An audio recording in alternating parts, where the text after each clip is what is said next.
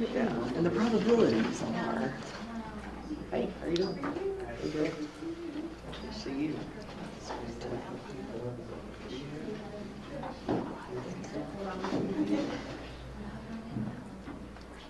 Good afternoon. I was expecting. Welcome to the Dean's Forum. Previously, we talked about emotional intelligence, and later on the different aspects of bias. At that time, we promised to return back at a later date, which is today, to talk about both emotional intelligence and bias. As you can see, specifically subconscious bias. In as much as we tend to qualify our bias as unconscious, I feel pretty much that a lot of the bias we have are subconscious. So let's begin by, before I introduce you to our panel for this afternoon, let me just give you a few statements here. We tend to use the terms unconscious and subconscious interchangeably, although there are differences. The subconscious stage of mind is between the conscious and the unconscious. The subconscious mind is easily accessible than the unconscious mind because the memories are not repressed as in unconscious mind. We tap the subconscious mind when the conscious mind is in overload or overdrive. Subconscious bias is implicit bias and conforms to our sense of awareness, whereas unconscious bias is outside of our control. Therefore, understanding subconscious biases, their pervasiveness, and their impact on perceptions may help us to mitigate our biases.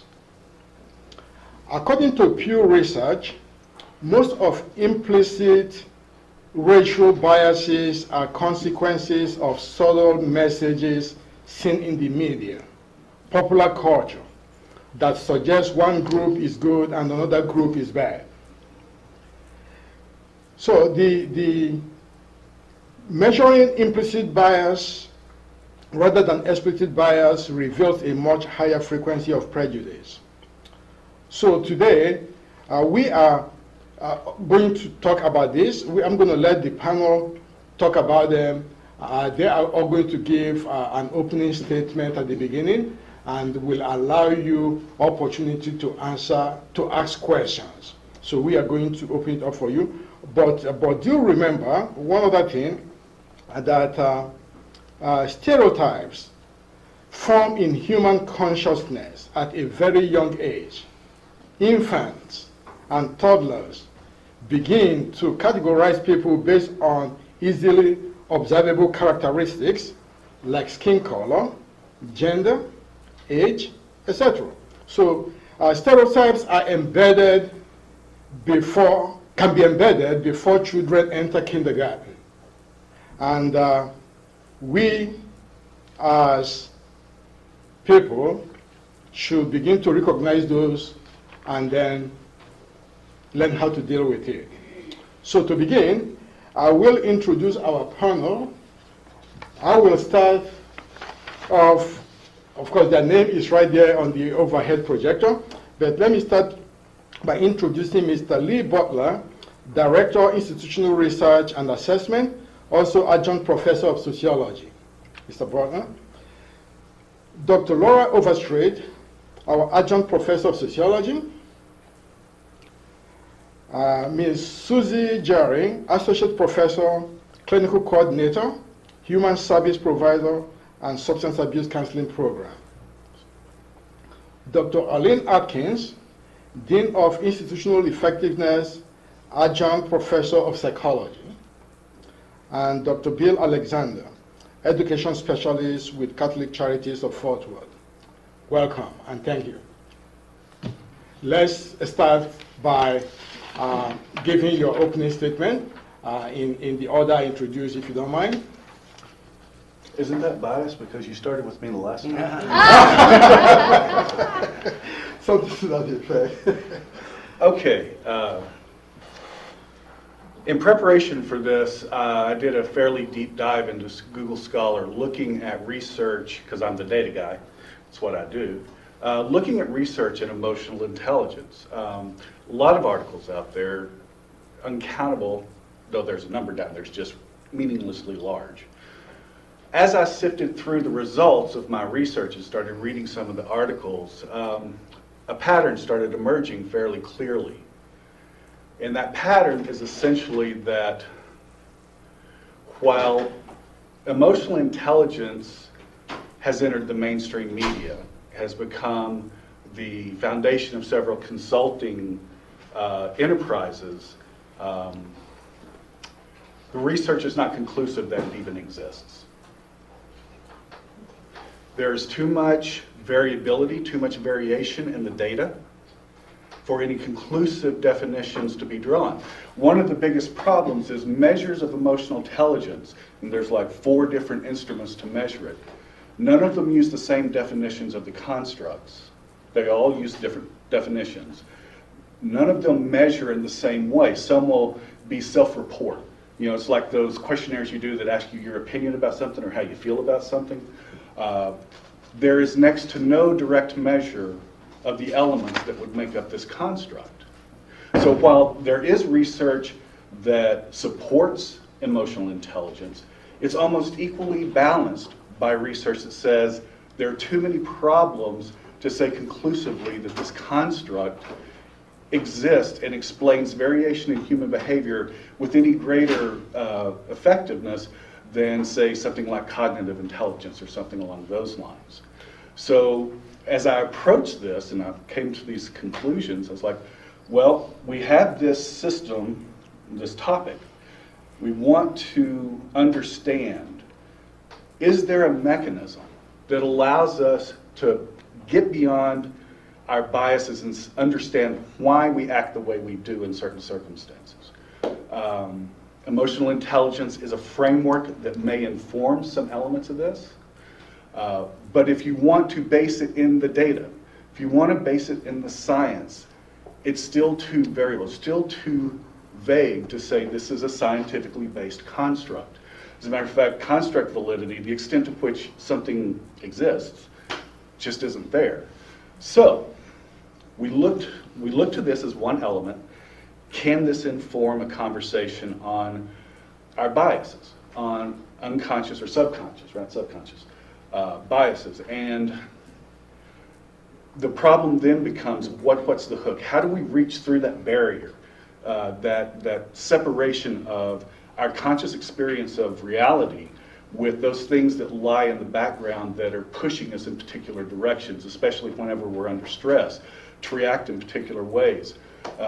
I think a really good example are all the people who say, I am not going to raise my children the way my parents did. And the first time that child starts throwing a fit in the middle of Walmart, guess what you do? Exactly what your parents did. So, so there is something there. There is a there as far as this unconscious field of possibility, of potential responses in the spur of the moment. How do we get hold of that? How do we correct our behavior in midstream? That's really what we're talking about. How do we catch ourselves whenever we're in an unfamiliar situation, we're stressed out from a test and something happens and we react instead of acting? We allow our subconscious position to drive the car while our consciousness is taking a break. So the point is, we want to get consciousness in the driver's seat and say, okay, how do I deal with this? Well, when I look at all the definitions about emotional intelligence, there's an echo for me historically. There's a guy who figured this out 2,500 years ago. His name was Buddha. Mindfulness. Pay attention to who you are in the world. Don't attach to all the things, and some of it is a letting go. It's a serious letting go. Because the stereotypes that Dr. Ibe is referring to, that's a part of socialization. You pick those up from the beginning. And whatever your socializing agent, especially your primary socializing agent, your parents, think about the world, you're pretty much going to get that full blast. And at some point in the process, we have to learn to step back, acknowledge what those are, and say, make a choice. Not even say, it's make a choice. I am going to act like this, or I'm not going to act like this. We have to put ourselves back in the driver's seat. Otherwise, we just surrender all control over our responses, and things never get any better, and we continue to act on our biases, not on any kind of compassionate awareness of other people in the room. You know, we kind of have a descent into narcissism in our culture right now. This is how you turn it around, awareness. So I'll shut up now. Your turn. Oh my goodness, I had so many pages, but this is an opening statement. Yes, please. So I would concur that there's some questionable validity in some of these concepts. That includes emotional intelligence, which came out around in the 1980s, I believe. And it was on the coattails of, in psychology, and I'm also in the field of psychology, so I played devil's advocate with both of the disciplines. But, you know, we had multiple intelligences, and we were starting to recognize that there's more than academic smarts or you know, book smarts that makes people intelligent. And the EQ, or emotional intelligence, started to come in on the scene at that point. And it's comprised of several features. One is self-awareness, you know, knowledge of yourself, self-regulation, which means almost like containing your emotion, and also empathy, being able to try to understand and appreciate and respect other people's positions. It's come and gone. It's been very popular, but it was primarily embraced by the corporate world in business. If you go and look for books on emotional intelligence, they'll be in the business section in the bookstore. It was something that then could be, you know, used, and management could perhaps use this and so forth to work on making improvements in the workplace. And I'm not minimizing that, but I would like to put it into context. When I was first asked to come in and talk about unconscious and subconscious bias on the panel, I didn't know what it was. And I had to look it up, and I've learned a lot about it, but I realized that it's not really something that's talked about in the sociological literature. In fact, some sociologists would say, oh, that's called prejudice. Why is it unconscious bias? Does that absolve someone of responsibility? Can you do anything about it if it's unconscious? It's like, oops. And when does it become subconscious? When the chips are down. And when circumstances get hairy, you might be able to rely on some social roles or the social structure that surrounds you, and you know, make a decision, and your biases come out because they can, or they're to your advantage. This might happen with a teacher-student relationship. It might happen with an administrator and a subordinate. It could happen between people based on gender or age. And so there's a lot of discussion here that unconscious bias is really not very valuable either, but it came on the coattails of a test that came out in the late 90s called the Implicit Association Test, which was, you know, based on if you put in a lot of resumes, you send them to bosses, and they detect a name that might be associated with a gender or a racial or ethnic affiliation, then you have to send it in more times before they'll look at it. So they started to make associations of, you know, white good, and, you know, old bad, and things like that.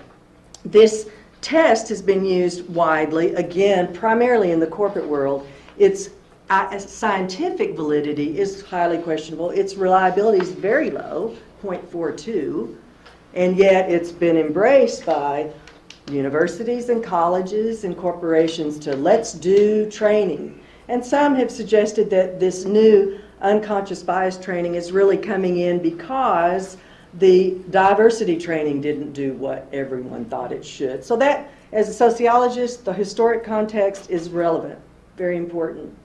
So as I researched this a bit more, I thought about some of the aspects of trying to, because what I came in prepared to answer the question, can emotional intelligence help reduce unconscious bias? Okay, I didn't know if that was our homework, but that's the way I approached it because that was the question. And I knew about EQ from, I've been looking at that for a long time, but the unconscious bias. I read several articles. One is an article from 2017, Unconscious Bias in the Workplace, Don't Buy It. Another title of an article, let's see if I have that, Implicit association is a myth, or all these kinds of things. So where am I? I'm not trying to just ruin this whole day, but I'm trying to give you some perspective, or at least a sociological perspective on this. And I've heard several people recently talking about this. One, I went to the ASA meetings in Philadelphia in August, and Harvard professor Eduardo Bonilla Silva has written a lot, and the whole conference was called Race as an Emotion. And I thought about self-regulation. Are you supposed to regulate your emotion about racism? I thought, how do we do that? And actually, it really addressed emotion, that it's real and it has validity and those kinds of things. But anyway, back to Bonilla Silva. And he said, color blindness. For a while, people started to want to be colorblind. You see somebody, I don't see what color you are. And he said that's one of the most discounting things you could do. Because what you've done is you've completely denied that there are racial realities, or gender realities, or age realities, or ability or size realities in this society. And if you try to be blind to them, you're in denial.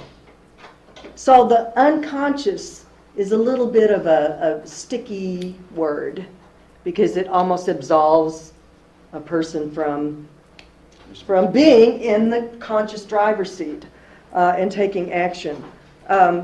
I heard a civil rights activist the other day. His name's DeRay McKesson, and he's written a book called On the Other Side of Freedom, A Case for Hope. And he was talking about how people who act on unconscious biases aren't bad people. We always want, the good and the bad, the easy sorting process. They're not bad people. They're misinformed. That's the point. And he said, this is not about individual people. Doctors were draining people's blood for 2,000 years, and they were really good people with bad information. There are really nice teachers who never teach anyone anything. They're great people, but no one's ever learned a single thing. Biases shouldn't be personalized, was his comment. They should be looked at systematically. What is going on in a system that needs to be addressed is really the focus. We have to look at our system.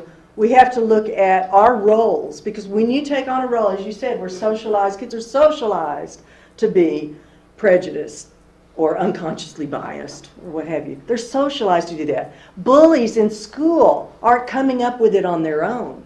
They are emulating broader biases in our society. Sixth graders don't go, I think I'm not going to like these people. No, they're just recreating what we already have out there.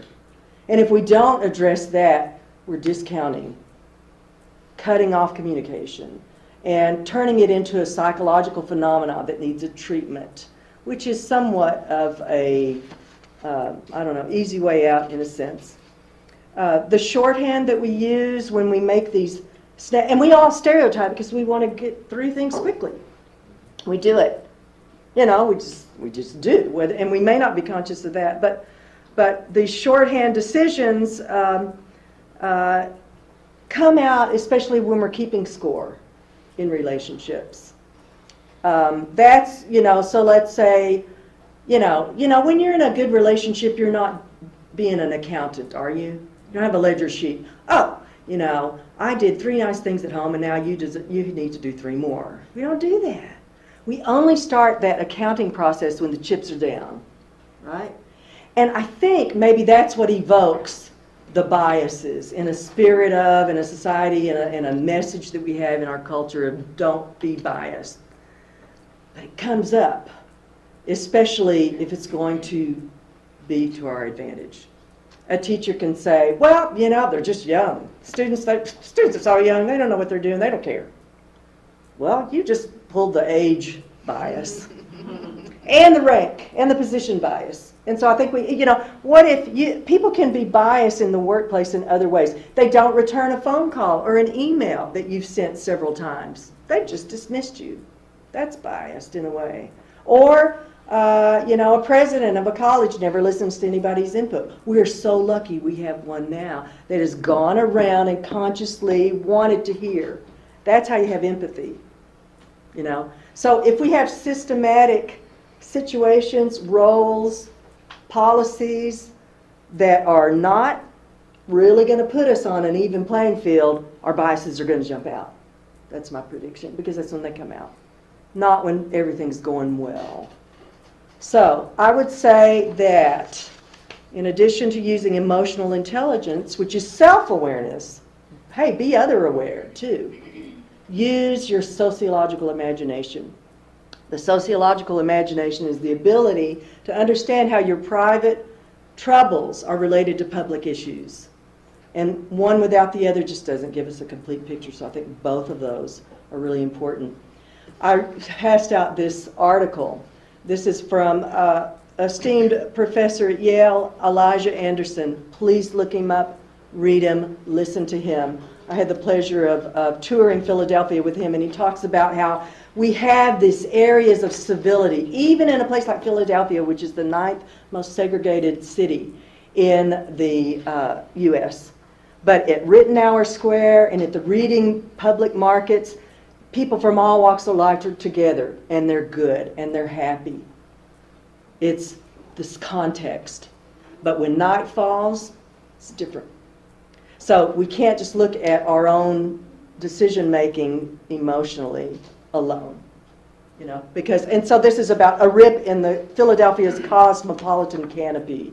Because the cosmopolitan canopy is that area of civility and integration that we find particularly in public places like parks and things like that. Okay, thank you. Wow, some rich. I feel like riffing off all your musical improv. I'm thinking about all of you all sitting out there. Hasn't this kind of got you thinking and stimulated and wondering and aware? And I teach in our social welfare and social policy class, Introduction to Social Work, counseling the addict and the alcoholic. And my first thought was, back when we did the initial emotional intelligence Dean's Forum, these 4 questions, who is, so what if you're emotionally intelligent? So I'm just kind of coming from a practical point of view. You think about your reactions, you see situations as a challenge, you can modify your emotions, there's your choice making, responsibility.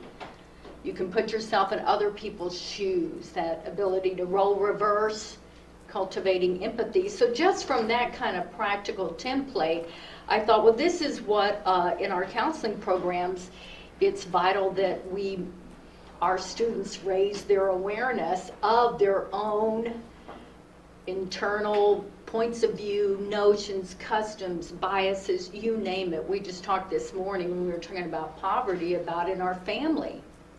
Certain notions that are passed down.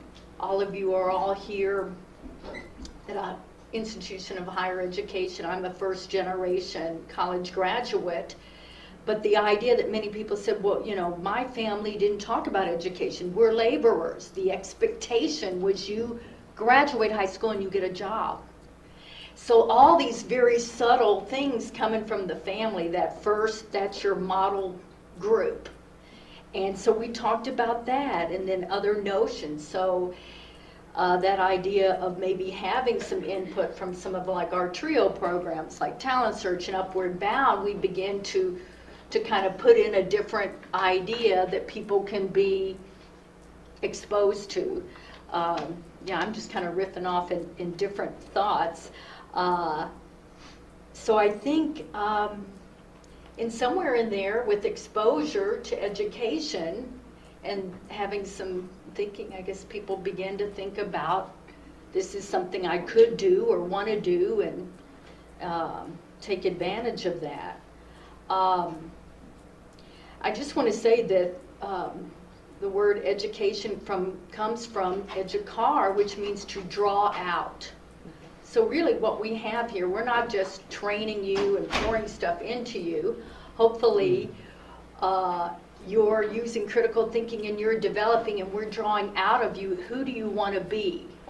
Growing in that self-awareness and reactions. And I think what was said from our sociological point of view, our systems theory globally, institutional impacts. We talked about institutional discrimination today in social welfare, how many policies are done, and I mean we could just go on and on, but I just liked some of the just practical tools of the idea of that self-awareness and reflecting, because for my students it's not, they can't pick and choose who they're going to sit with. It may be a transgender person, it may be a Muslim person, it may be someone from Liberia, it may be someone from the Ukraine, it may be someone who has a disability, or a different religion. And so how do we, with our own set of values, you know, how do we work with that person? Because we're there to support them and help them and to help them grow. So just being aware that we have biases, not if, but where they are, and are they impacting my relationship with this person? So, and sometimes they do. That's why in the beginning, for beginning counselors, supervision is so critical, because we can't see. But a lot of what we do is just bringing out kind of what are you bringing in, what are you carrying with you, kind of examining it, thinking about it, and it's going to pop up again anyway. As we just heard, under stress, we kind of go back to we default. I was just thinking also too that there's a model in counseling called stages of change, and it cuts across all the theories. And the first part of the stage is pre-contemplation, where it's totally out of your awareness. You're in denial. Oh, I don't have any bias. Oh, I have lots of such and such friends, you know. And the thing we do is we raise consciousness to allow them to begin to see that, oh, I might be me too, you know. And then moving into the contemplation where they have some more awareness about it, and then preparation to do something about it, and then action and maintenance. And so we were just thinking about that, and I was just thinking there is a theory, there's maybe some of you have heard of ACEs, adverse childhood experiences. There's a lot of research about adverse childhood experiences that impact individuals medically as well as psychologically and emotionally, everything from more predisposition to hypertension and diabetes to substance use or depression. And they've come up with a theory called the ARC, and it's about attachment, regulation of emotions, and competency, skill building. So kind of addressing all of that. So I'm just thinking in this terms of emotional intelligence and regulating our emotions. And so I kind of thought that those questions were good. I'm hearing they're not evidence-based and don't have a lot of validity or reliability. But when it comes to our kind of practical classes like that, those are some good questions and some good statements for my students to cultivate so that they can be in that role of doing good with their clients. And it's a process, and I'm sure there are times when it breaks through, but that's why we have support and mentors and peers and colleagues and consultants and supervisors. And so I guess that's a little bit of my opening statement about EQ and subconscious and unconscious bias. It's there, but how can we work with it? It's such a process. What can we take advantage of to grow and develop as human beings in one world with everybody? Thanks. Okay. No notes. This will be short. I read Goldman's book about 30 years ago, and the one thing that I remember after all these years was emotional intelligence is being able to perceive how you're being perceived by others. In other words, how does what I say, how does what I do impact others? Okay, so that's my understanding of emotional intelligence from 30 years ago. That's the empathy part.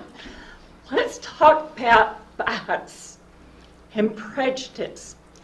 If I were to say, who in this room is biased and prejudiced, how many hands would go up? Well, it's okay, you're being honest. None of us want to admit those biases and prejudices. How do we attain them? It's biological. Our brains are wired so when we assimilate information about people, about religions, disabilities, we group it together. What does that create? Creates a stereotype. What results from a stereotype? Attitudes. How do we change attitudes? We assimilate new information that doesn't agree with what we've already accommodated. So how do we accommodate it? We have cognitive dissonance. Is that what you... We have this cognitive dissonance that says that doesn't agree with what my concept is. So we have to change our attitude to accommodate this new information. That's where self-awareness, awareness of other cultures, travel, immerse yourself, be around people who are not like you, to learn, to assimilate new information. What happens when we've got these implicit biases that we kind of repress? We don't want to admit that we're prejudiced. So what do we do with that? Sometimes it comes out as micro-inequities, microaggressions, where we say and do things, we don't mean it. But we don't know any better. It fits our bias. So, the only one I'm thinking of right now is me and my voice. I've got a vocal disorder called spasmodic dysphonia. So a lot of times people will come up to me and say, "Are you sick? Are you nervous?" They don't mean anything. But over time, think of it if it's a racial issue and you're a large African-American male who, when you pass a woman, she maybe moves over a little bit on the sidewalk, or the elevator door is open and she says, "I'll catch the next elevator." Or she locks her doors. Over time, those kinds of messages become microaggressions. You know, one drop of rain doesn't make a lot of difference, but if that same drop drips in the same place over time, it erodes self-confidence. It erodes our very being. Now, what's the point of this? Take emotional intelligence and subconscious bias. Can emotional intelligence subvert subconscious bias?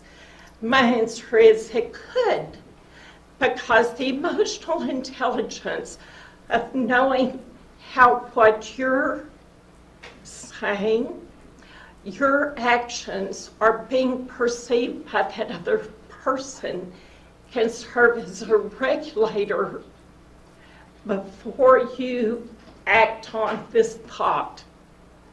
Does that make sense? That's all I have to say. All right. I agree. No, that's it. No. I appreciate you allowing me to be here with this panel. And of course, we have two schools of thought here, right? We have the sociology view, which is of the whole, right? Many, more than one person. Then we have Dr. Atkins and I, who are psychologists, and so we deal with the individual. And so it's, even though we all are talking about the same constructs, which is emotional intelligence and bias, whether it be subconscious or unconscious, just understand we're coming from two different schools of thought with a lot of clarity associated with some of the research we do. Now, when you do research, we look up hundreds and sometimes even thousands of research documents, and we're going, oh, okay, let's look at what we need to match what I want so I can at least validate and justify how I'm writing. And that's kind of the way things work, right? If any of us have ever done that on a scholarly level, that's how you do it. Whenever I wrote my dissertation, I probably read a couple of thousand journal articles, but probably half of them didn't work out because it wasn't quite marrying up to what I wanted to say. So I kind of picked and chose what I wanted and put them in there and go, oh, look, here it is. And so that's kind of how we're doing it today, associated with some of the articles. Or at least that's how I see it from a psychologist point of view. So in the interest of time, because we're running out of time, and I want to definitely hear from you as much as I want you to hear from us. Do I think emotional intelligence is real? Absolutely. Do I think that there are problems with it associated with measuring the construct? Without a doubt, there are.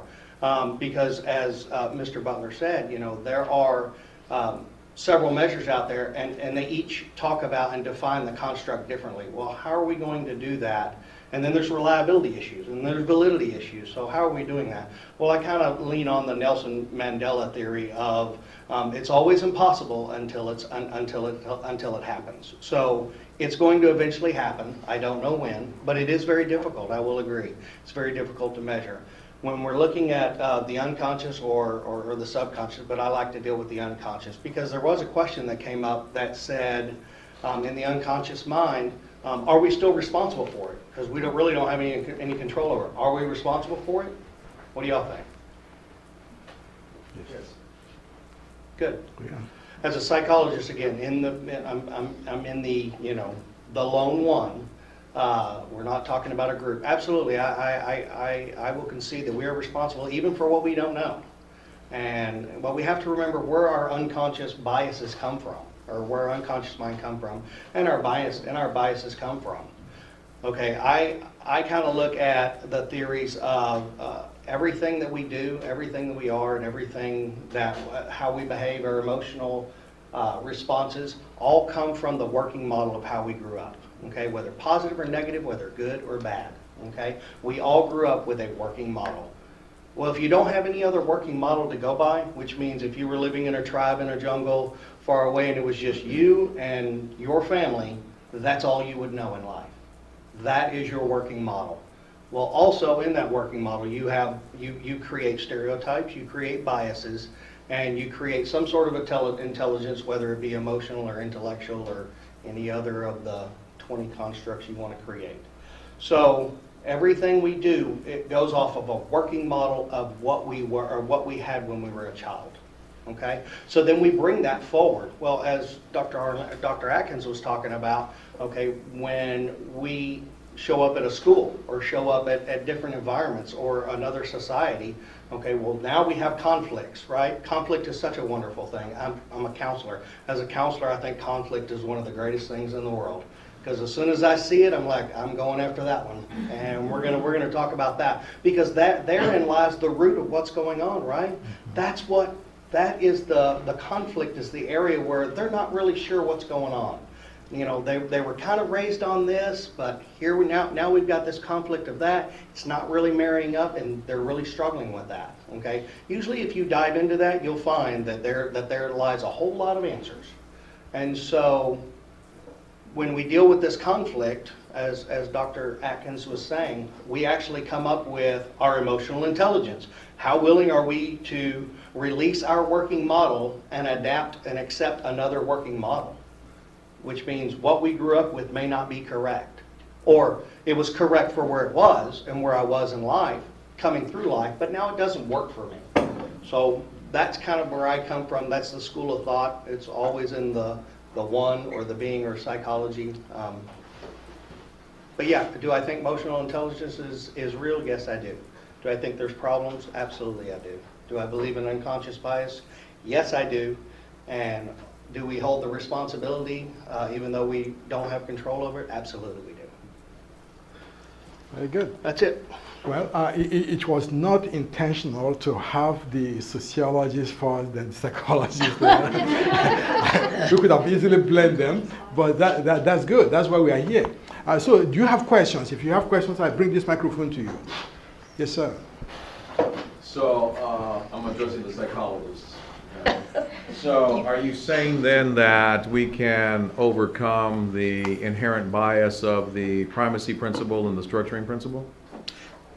You want to take that? You want me to take that? Go right ahead. I have to tell you, I'm a little nervous. About 10 years ago, I entered grad school, and Dr. Atkins was my professor. So, and she actually was my professor in cultural bias and counseling. Cultural diversity. Diversity and counseling. I'm like, I'm going to sit on a panel with her, and if I say anything wrong, she's going to sign a 20-page paper. That's a great question. And we kind of have to look at, okay, now, you know, with everything in psychology, there are multiple theories and different views. So I lean on the view of, can the organism or can the person change? Without question, I believe that they can change. That is the theories that I lean on, because if I didn't, I wouldn't be a counselor. And how they change, I feel and I believe that and theories support this and back this up, that whenever there's a conflict that goes on between the primal instincts and the primal whatever's going on with them and what's going on in society, he or she has to make a choice. And they have to make a choice that may cause them to go be a hermit somewhere. And they may never change, and that's okay. But they've made that choice because they do have the free will. Because none of us are deterministic. Does anybody know what deterministic means? No psychology people. Anybody know what deterministic means? What's that? Sort of a little bit, we talked about philosophy for a little bit, like it's Philosophy. going to happen, right? Like, I could barely hear you, but determinism, deterministic. Go ahead. Isn't it more like isn't a deterministic point of view like it's going to happen, like it's Yeah, it's absolutely. been It's determined? like, yeah, okay. So determinism would be that if I drink Dr. Atkins' water, her response is she's going to be mad at me.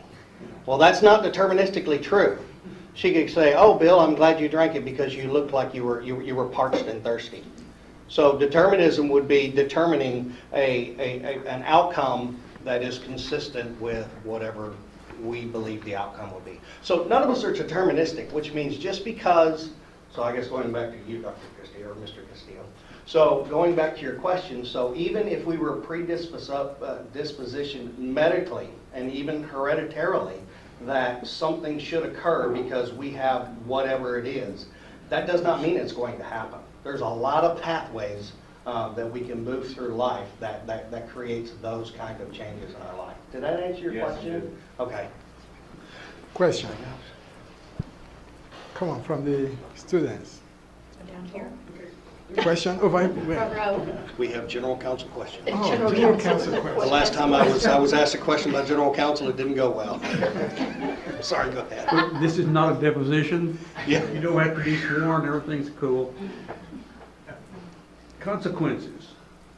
When I was a kid, way back, it was common for people to throw trash out of cars and to leave junk in parks and so public places. And she goes, what? Yes. But there was a PR campaign. One I remember is the Indian cry, you know, because this world was being polluted. But what that ended up doing is making it socially unacceptable to do that.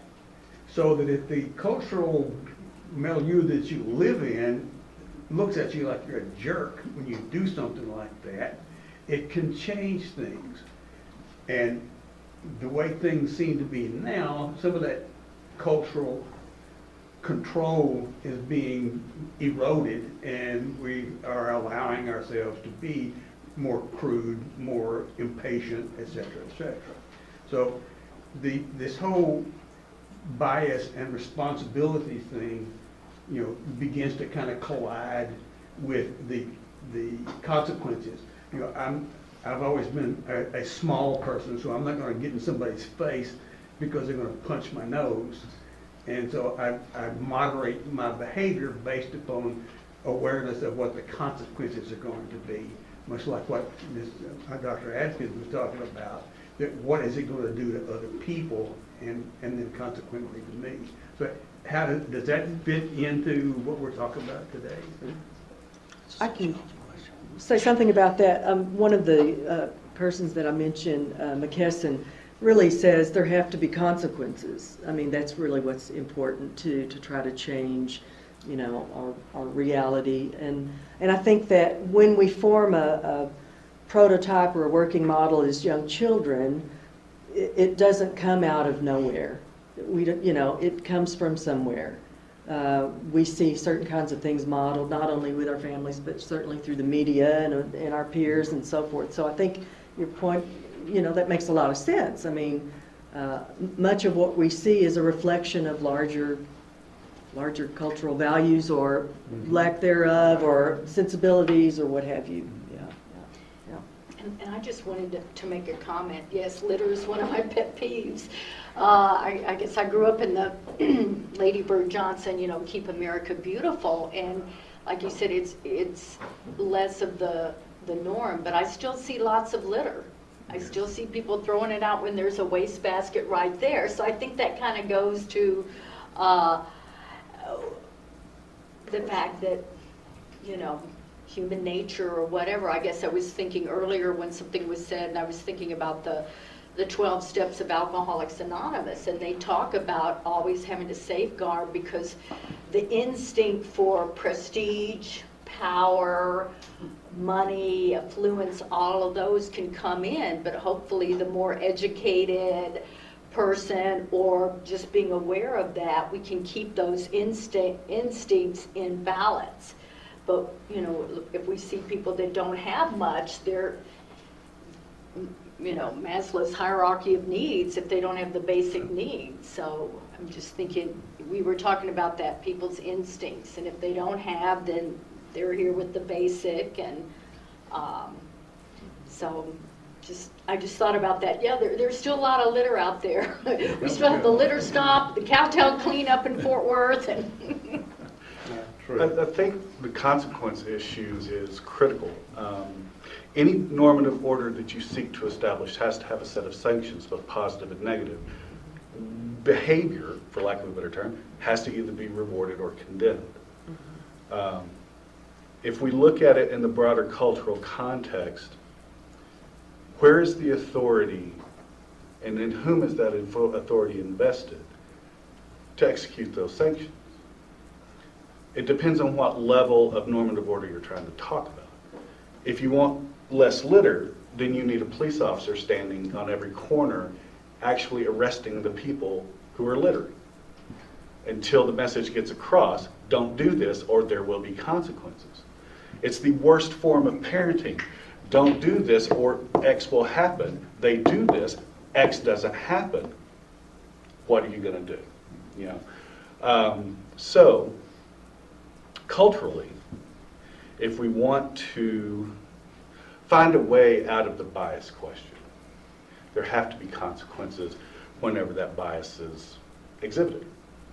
Now, if you have the self-awareness, if you make the choice to say, I don't want to be that type of person, then yes, you can override that. Which calls into the question the whole notion of instinct, because in my biology class, Allison, you're on the spot here, instincts aren't optional.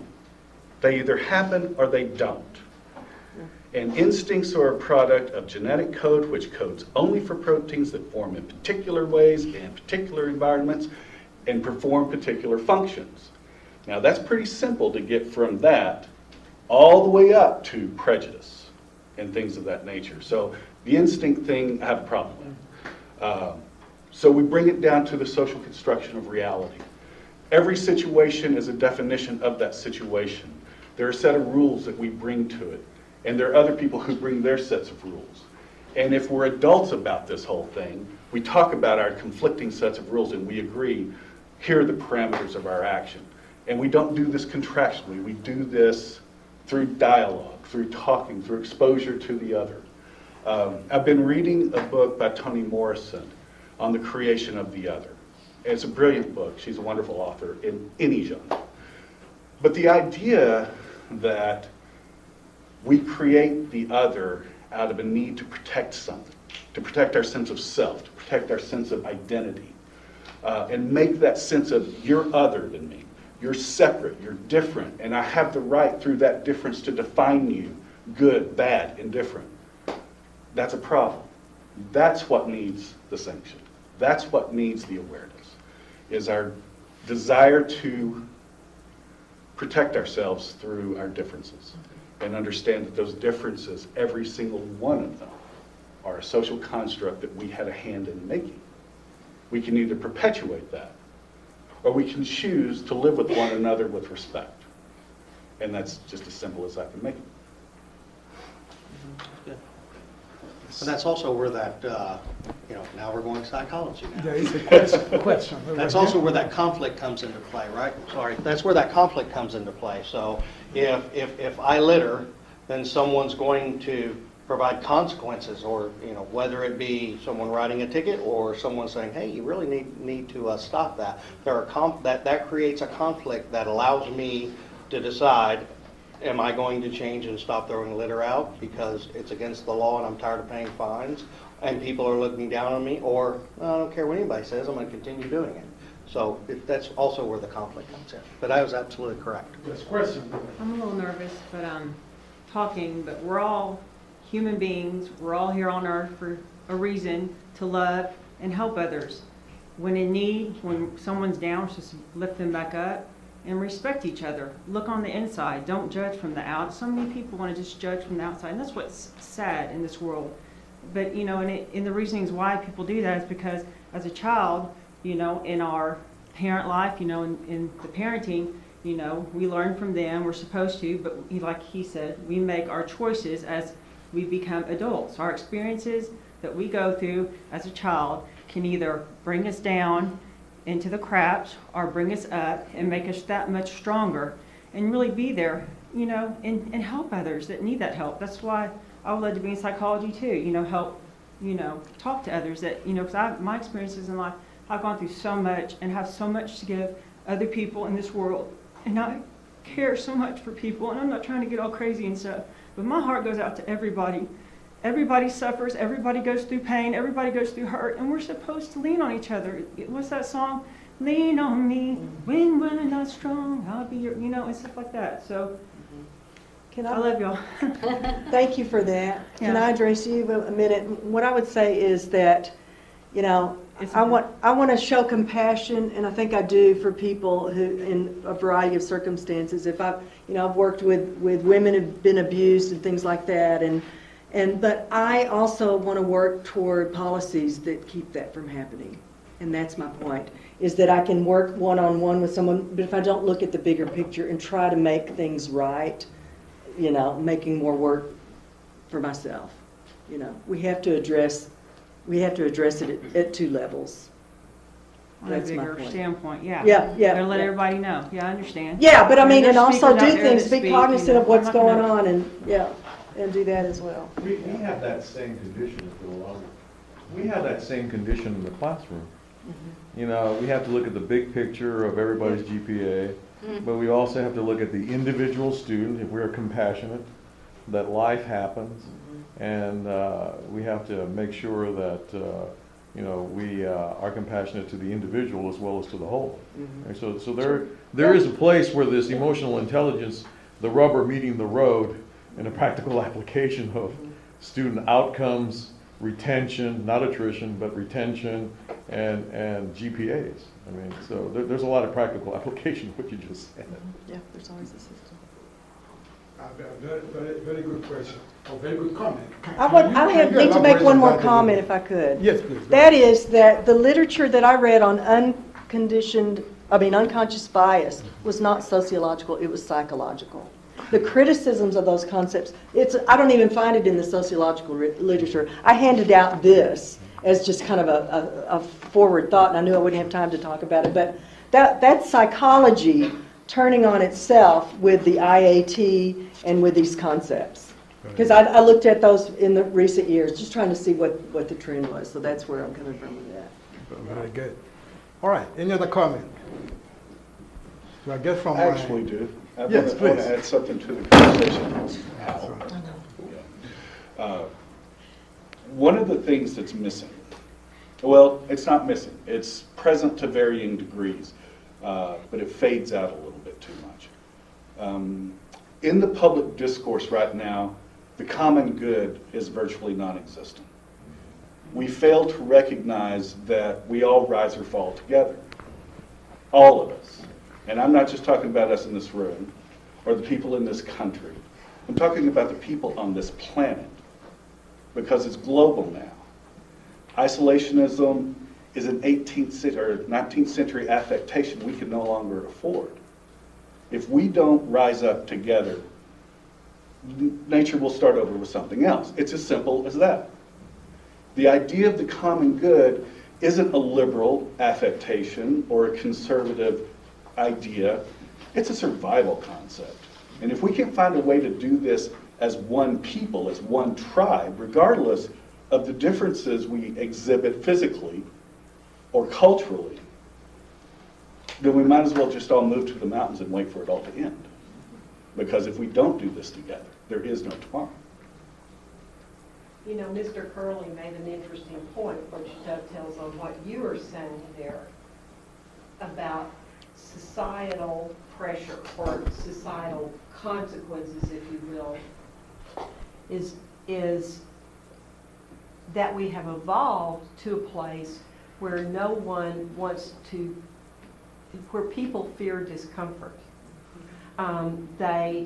It used to be, especially higher education, was the hotbed, as they would say, of liberalism. Right? It wasn't the hotbed of liberalism, it was a hotbed of thought and exchanging thoughts. And either education or experiences could provide that. And they were seen as challenging you to think about your biases or what you grew up believing to be true. But people don't see that as a challenge anymore. They see it as a threat. Yeah. And that is taking something out of our classrooms. It's taking something out of our society.